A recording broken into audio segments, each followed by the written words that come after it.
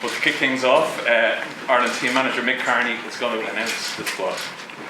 Good afternoon, ladies and gentlemen, and welcome to this very special media event to mark the announcement of Ireland's squad for Rugby World Cup 2023. An enormous body of work has been undertaken by the players and management over the course of the past weeks, months and indeed years in preparing for the challenge of this tournament. At this point, I would like to say that we particularly want to thank the players who have been part of the wider squad but have not made the final cut. They've helped enormously in preparing the squad and have the respect and appreciation of all. It's a hugely exciting time for the 33 players who have been selected, and I know that the Irish public, renowned both at home and across the world for their incredible support and dedication, will play a special role in this journey, giving the team that critical edge for our matches in Bordeaux, Nantes and Paris. After 70 days of pre-season, we now believe we are fully ready. So without further ado, I'm delighted to announce the Ireland squad for Rugby World Cup 2023. I'll start with the forwards. Ryan Baird, Finlay Bealham, Tadhg Byrne, Jack Conan, Caelan Doris, Tadhg Furlong, Ian Henderson, Rob Herring, Ronan Kelleher, David Kilcoyne, Jeremy Lockman, Joe McCarthy, Peter O'Mahony, Tom O'Toole, Andrew Porter, James Ryan, Dan Sheehan, Josh van der Fleer. And the backs, Bundy Aki, Ross Byrne, Craig Casey, Jack Crowley, Keith Earls, Jemison Gibson Park, Mac Hansen, Robbie Henshaw, Hugo Keenan, James Lowe, Stuart McCluskey, Conor Murray, Jimmy O'Brien, Gary Ringrose, and finally the captain, Johnny Sexton. Thank you very much. Thanks very much, Mick. I'd just like to invite questions from the floor. Claire, if you'd like to start. He hasn't made it, obviously, Andy. What can you tell us? He hasn't, Claire, no. He's just had a scan just as we got off the plane now, and he'll be out for a spell of time. That won't be right, unfortunately, for Cian and for us. Certainly for the start of the competition, and we'll see how his rehab goes during it, and you never know towards the back end whether he could be a replacement or not. How did he take it? Obviously, huge disappointing. He was looking forward to a fourth. Oh well, he's devastating, isn't he? That's sport, that's life, that's certainly rugby. But Cian's big enough and old enough and experienced enough to have been through these type of things before. I remember in 2013 when we was on the Lions, he got injured pretty early in the first game and he had to fly home early. So he's experienced something like this, and he understands that these type of things happen. He's obviously devastated, as we are as a group for him. The whole thing, is there some hope that he might make it? Well, the prognosis at this is something between 5, 6, probably to 10 weeks. So how that rehab carries on is something that we'll keep a track of as we go. What would the tightest and toughest squads be in this 33? Well, the toughest thing, there's a couple of things. The toughest thing is that as a group of, say, 42, 43 players that's been together for 9 weeks over the summer, we don't just grow as rugby players, as a rugby team. We grow socially as well, and it's always tough to drop anyone out of that type of squad. And then when you look at what we normally do when we pick a squad, say for a Six Nations or a tour or whatever, we normally pick it in the region of 38 players.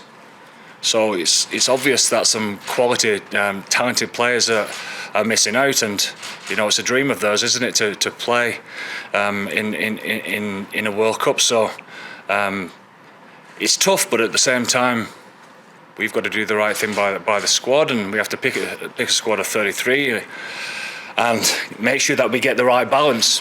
We're delighted with the squad. We think we've got an extremely gifted squad. And I also feel that the balance is right also.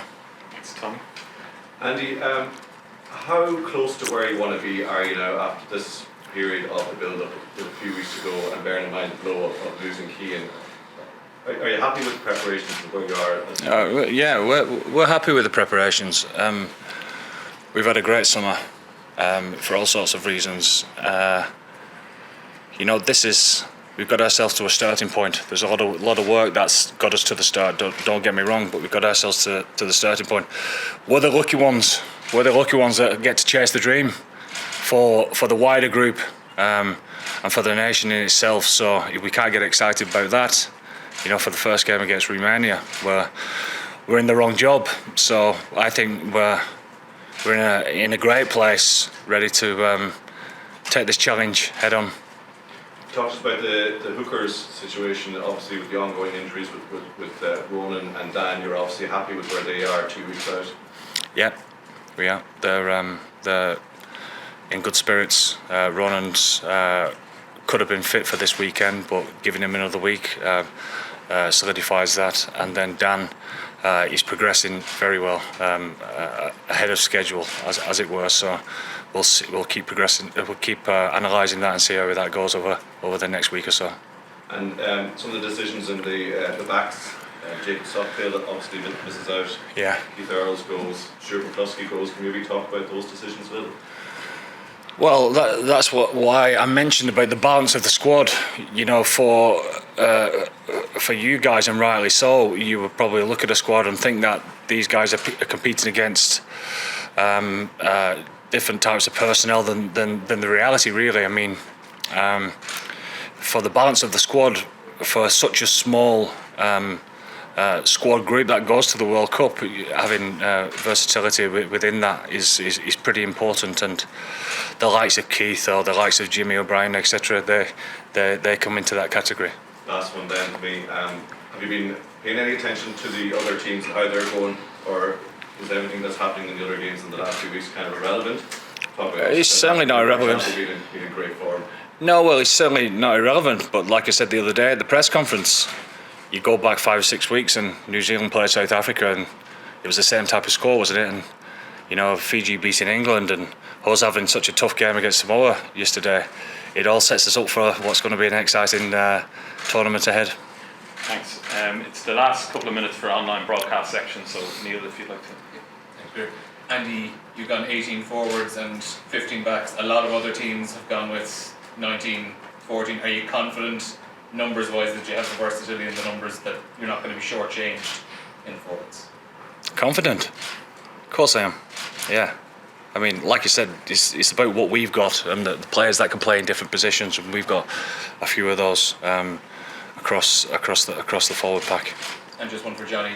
Just how disappointed are you for Keane, a player you've been in the trenches with a lot down the years? Yeah, I only just found out literally 5 minutes ago. Yeah, he's been through ups and downs in his career. He's obviously a very, very decorated player and a great player, and we're going to miss him. You know, I'm gutted for him to miss this tournament. You know, it's meant a lot to him, how he's prepared for it and how he's trained. He's shown that, so yeah, I'm gutted for him. Andy, coaches often say this is the most difficult day making the squad announcement. As much as you can tell us, can you talk us through today how you told the players and what you had to say to the players who aren't going to be there? Well, it's obviously difficult because you're shattering someone's dream, you know. But at the same time, I would hope that through all campaigns that you don't let bad news be a shock, as in you're constantly giving feedback to them to let them know where they're at.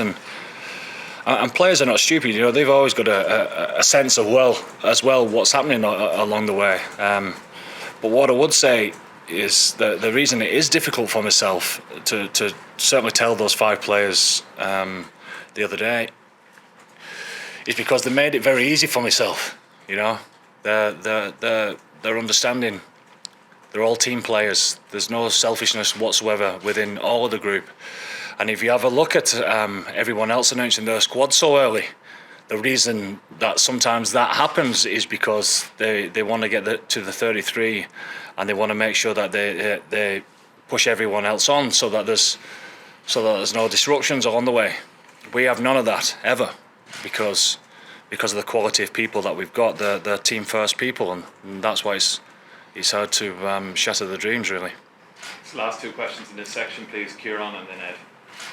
Johnny, what will it mean to get to Captain Ireland and World Cup? Yeah, huge amount. You know, if someone told me 4 years ago that we'd be back here captain, I would have taken it 100%.